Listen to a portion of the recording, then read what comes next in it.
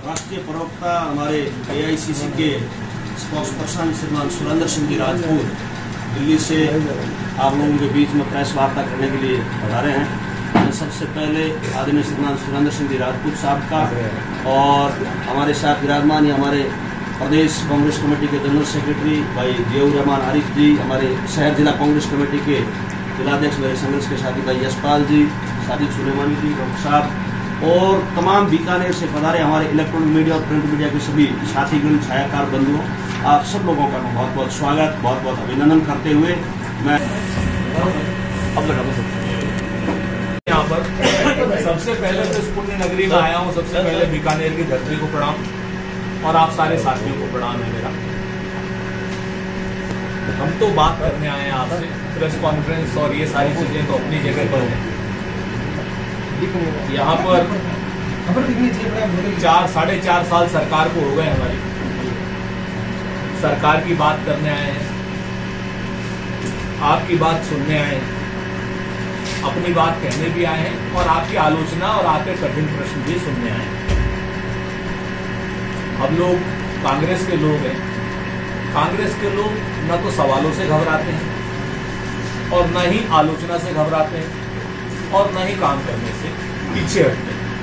हम लोग लोकतंत्र के आधार स्तंभों में, लोकतंत्र को जिंदा रखने वालों में, और इसी के लिए हम जब भी आते हैं तो अपने काम के साथ आते हैं। हम लोग ये प्रमुख विपक्षी दल जो राजस्थान में और देश का जो सत्ताधारी दल है उसकी तरीके से नहीं है कि या तो इतिहास की बात करें कि नेहरू जी के नाना कौन, और या फिर 2047 की बात करें कि हम ऐसा भारत बनाएंगे, वैसा भारत बनाएंगे, ये करेंगे, वो करेंगे।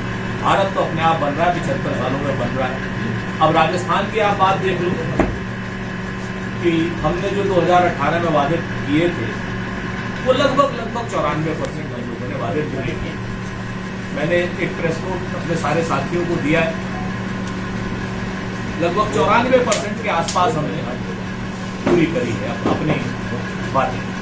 एक आध बात रही भी है, ऐसी बात नहीं, एक आध कमियां भी रही हैं, सारी सरकारों में कमियां भी रहती हैं, और उन वादों को पूरा करने की जो लिस्ट है वो भी हमने आपके सामने प्रस्तुत की है।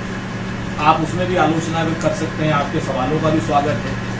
आप देखो, अगर हम लोगों ने जब योजनाएं करी हैं अपनी, तो राजस्थान को कहाँ नंबर 1 किया। हेल्थ इंश्योरेंस कवरेज में राजस्थान नंबर 1।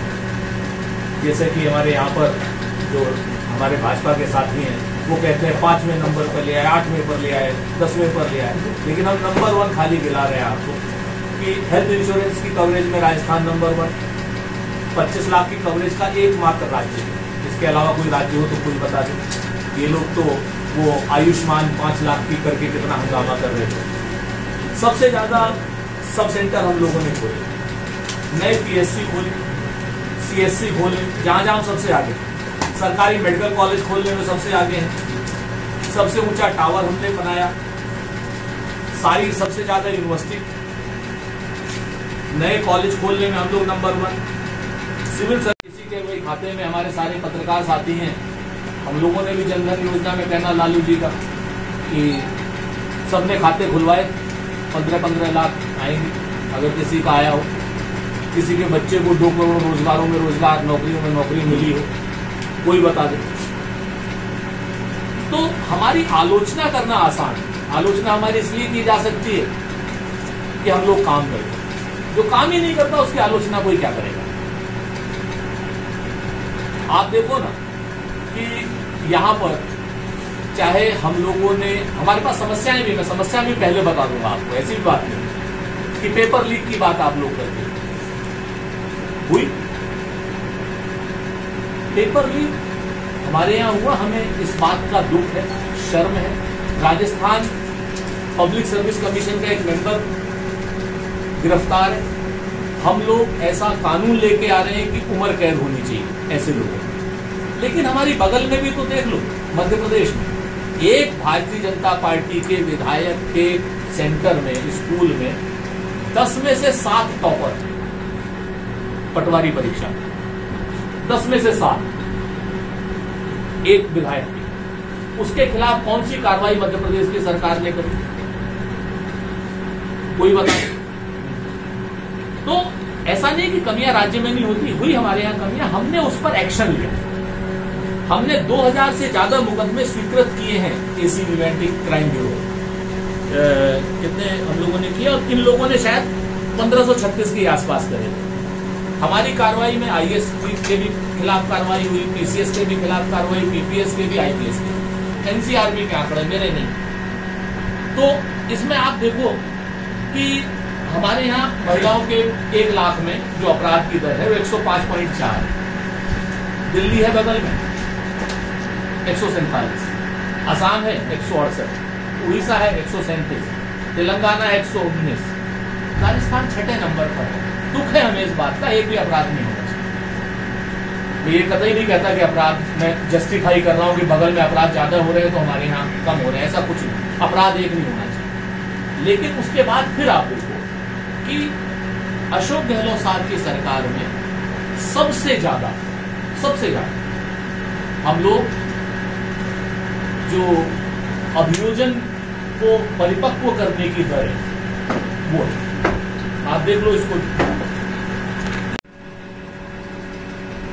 तो ये सारी चीजें अगर हम लोग देख लें तो मेरा तो ये मानना है कि राजस्थान इस वक्त जनता के लिए श्री अशोक गहलोत जी के नेतृत्व में बहुत अच्छा काम कर रहा है।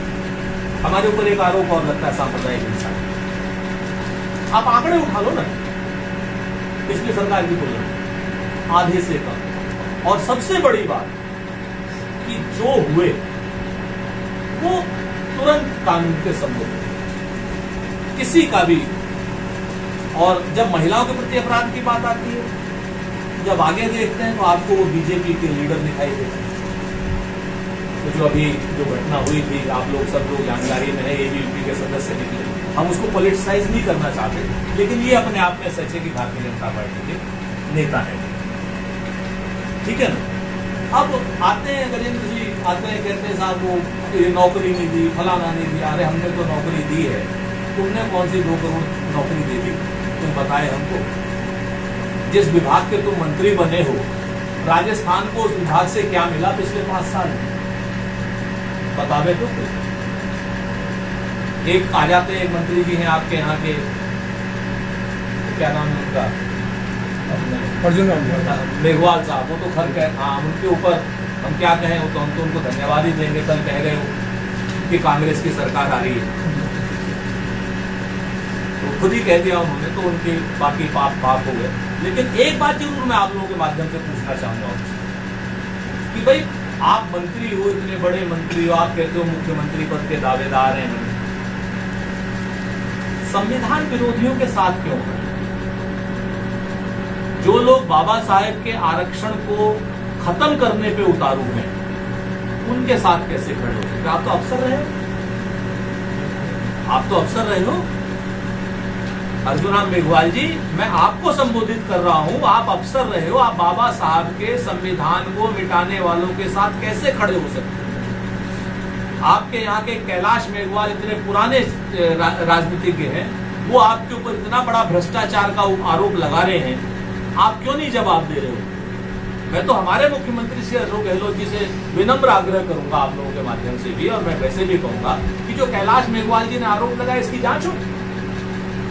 भाजपा तो जांच कराने से नहीं, मोदी जी तो मंत्रिमंडल से निकालने से रहे उनको। भाजपा तो जांच कराने से नहीं, इसकी दो ना आप, इनकी जांच होनी चाहिए कैलाश मेघवाल के आरोप। बड़ी बड़ी बातें करते हैं, इनके यहाँ का पुराना क्या नाम, वो देवी सिंह जी है, आप देखो इतने पुराने कार्यकर्ता को अपने मंच पर बात करेंगे कि हाँ ऐसे होगा वैसे होगा, हम लोग एक हैं, दुनिया की सबसे बड़ी पार्टी है। अरे जो आदमी अपने पुराने नेता को, अपने पितृतुल्य आदमी को जगह नहीं दे सकता मंच पे, वो जनता की क्या सेवा, खाक सेवा करेगा? जो आदमी संविधान, जिस संविधान की वजह से अर्जुन राम मेघवाल जी पहले अफसर बने, यही बाबा साहब का संविधान था जिससे उनको अफसर बनाया। यही बाबा साहब का संविधान था वोट का अधिकार, यही बाबा साहब का संविधान था केंद्र में मंत्री। उसी बाबा साहब के संविधान को खुलेआम धज्जियां उड़ाने वाले, खुलेआम चुनौतियां दे रहे हैं भारतीय जनता पार्टी के लोग। कह रहे हैं संविधान बदल दिया जाना चाहिए और उनके साथ यहां का आपका नेता खड़ा है। ये गर्व का नहीं, शर्म का विषय है। ऐसा आदमी बीकानेर में रहना नहीं चाहिए। हमारी स्पष्ट कहना है अपनी जनता से कि ऐसा आदमी बीकानेर में नहीं रहना चाहिए जो बाबा साहेब के संविधान को चुनौती देने वालों को जवाब देने की सामर्थ्य नहीं रखता। राजस्थान में तो हमेशा चुनौतियों का सामना किया, वीरों की धरती रही है। इस धरती ने कायर नहीं पैदा किया, नमन है इस धरती को। ऐसे उसमें आप बाबा साहब के संविधान को गाली देने वालों के साथ खड़े और उसके बाद आप हमें यहाँ पे कहते हो कुछ। तो ये सब छोटी छोटी बातें हैं सर मेरे उसमें। अब आप किसान कर्ज माफी की एक बात आती है हमारे इसमें, तो हमने कोऑपरेटिव बैंक पे तो कर दिए और हमने वन टाइम सेटलमेंट की भी बात करी। हमने वन टाइम सेटलमेंट की बात करी, केंद्र सरकार रोड़े अटका है। मैं आपको साफ बताऊं, एक और मुद्दा है यहाँ पर जो मैं आते हुए पता चला मेरे को, बिजली का भी संकट पिछले उसमें। तो मैं साफ बताऊं आपसे, हमें यानी कांग्रेस शासित या विरोधी पक्ष शासित राज्यों को मजबूर किया जाता है अडानी का कोयला खरीदने। कहते हैं अगर अडानी का कोयला 4 गुना महंगा नहीं खरीदोगे तो आपको कोल माइन वाला कोयला जो 4 गुना सस्ता है नहीं मिलेगा। बाकी कुछ पानी की भी प्रॉब्लम है, बारिश की भी प्रॉब्लम है, ये है अपनी जगह पर। लेकिन जो हमारी मेन समस्या हर जगह पर है वो आती है कोयले। इसे कह रहा हूं दिसंबर तक भारतीय जनता पार्टी ने, कांग्रेस पार्टी हमेशा गरीबों के साथ, कमजोरों के साथ, मैं तो पार्टी जी की बात कर रहा हूं, गरीबों की बात सुन लो ना, वंचितों के साथ, जिसके साथ गरीब है ना कमजोर है, जिसके साथ अन्याय हो रहा है। कांग्रेस की आप स्थापना अगर सुन लीजिए, आपने पिता तुल्य देवी सिंह की पार्टी के बारे में जो बात की थी उसके बारे में पूछ रहा हूँ मैं फिर से वही बात तो सुन लो आप। उन चारों में एक स्थिति अन्याय उनके साथ हो रहा है, उनकी पार्टी अन्याय के खिलाफ कांग्रेस पार्टी हमेशा खड़ी थी, खड़ी है और खड़ी रहेगी। कुछ तैयारी चल रही है सर, भले ही वो कुछ भी सोचते हो। सचिन पायलट साहब, पायलट हमारे सम्मान, नहीं सचिन पायलट साहब के साथ, सचिन पायलट ने आपसे कहा, सचिन पायलट परसों क्या नाम प्रियंका जी के साथ रैली में थे, पूरी बात रखी उन्होंने। सचिन पायलट साहब हमारे बहुत सम्मानित नेता है, उदयमान नेता है, ऊर्जावान नेता है। सचिन पायलट साहब को कहा आप अन्याय होने में निकम्मा नकारा में फर्क नहीं है ना। देखो बाप अपने बच्चे को बहुत कुछ कहता है, आप भी अपने बच्चे को नहीं डांटते। नहीं ये नहीं क्या आप बात कर रहे हैं, ऐसे ये नहीं है। देखो एक बात, एक शब्द पूछ करके पूछ मत पकड़ो। अगर गहलोत साहब ने कहा है कि रगड़ाई नहीं हुई, निकम्मा नकारा रगड़ाई तो नहीं। बड़े लोग देखो, बड़े लोग मेरे घर में, मेरे पिताजी भी जब गुस्सा होते पता नहीं क्या कहते हैं सर, वो बात गले में तो लगाता है, वो गले में लगाते हैं, कहाँ लगाया साहब। आज की डेट में बताओ, पायलट साहब ने कोई शिकायत करी? पायलट साहब उनके साथ मंच पे थे, और क्या चाहिए आप? शिकायत ज्योतिरादित्य ने भी कभी नहीं, ज्योतिरादित्य गद्दार है, देवी सिंह पार्टी साफ साफ एकदम एक लाइन की बात है, ज्योतिरादित्य गद्दार है। वापस आने की कुछ संभावना गद्दार से वो पार्टी हॉपर जिस आदमी ने अपनी मातृतुल्य चीज को, जो शख्स उनको पॉलिटिक्स में लेके आए, उनके साथ पार्टी छोड़ते हैं, झूठ नहीं बोलते। आप कह रहे हो कि राहुल गांधी जी को और सोनिया गांधी जी को मिलने के उनके पास मिलते नहीं, जबकि इकलौता नेता हमारी पार्टी में वो था ज्योतिरादित्य, जो बगैर अपॉइंटमेंट में जिनकी गाड़ी का हॉर्न बजता था और 10 जनपद खुलता, हॉर्न से खुलता। तो माने सर में क्या भागवत कथा होती? माने सर देखो एक बात बताओ, बीच बात को आप लोग तो सारी चीजें, जब एक बार राजनीति जो होती है ना, झगड़ों को निपटाने के लिए होती है। ये ब्यूरोक्रेसी नहीं है, ये पत्रकारिता भी नहीं है जिस जहां पर कि भाई आप गुस्सा हो गए तो आपने नौकरी छोड़ दी तो आपको दूसरी जगह मिल जाएगी। लेकिन पॉलिटिक्स में तो हम लड़ेंगे भी, भिड़ेंगे भी, उसके बाद एक हो जाएंगे। जो केंद्रीय कानून मंत्री महफिल होती है, हमारे दानिश्वरों की महफिल होती है, हमारी ये जितने भी ये पत्रकार मित्र हैं, इनको जानते हैं आप, मतलब मैं एज ए प्रवक्ता, अगर पर्शियन में कहा जाए तो पर्शियन में लोग कहते हैं प्रोपोगेंडा सेक्रेटरी। ये हिंदी में शब्द खराब लगेगा, पर्शियन में तो महफिल का मतलब तो अदीबों की महफिल नहीं, ये बाकायदा कहा जाता है। ये मैं आपको बताऊं, मैं उसके हवाले से कर रहा हूँ। हसन कमाल साहब एक बहुत बड़े शायर हैं, दिल के अरमा आंसू हो गए हम बाबा करके बेतना रहे तो किसी नजर को तेरा। उन्होंने मेरे को जब मिलवाया मुंबई में के साथ ये कांग्रेस के ये क्या कह रहे हो भाई, क्या गलत कह रहे वो प्रवक्ता को कहते हैं, पत्रकार को कहते हैं। प्रवक्ता, मैंने कहा ये प्रवक्ताओं ये पत्रकारों की महफिल है। मैं तो ये कह रहा हूँ अदीबों की महफिल है, पत्रकारों की महफिल है, तो इसमें शब्द ना लगे।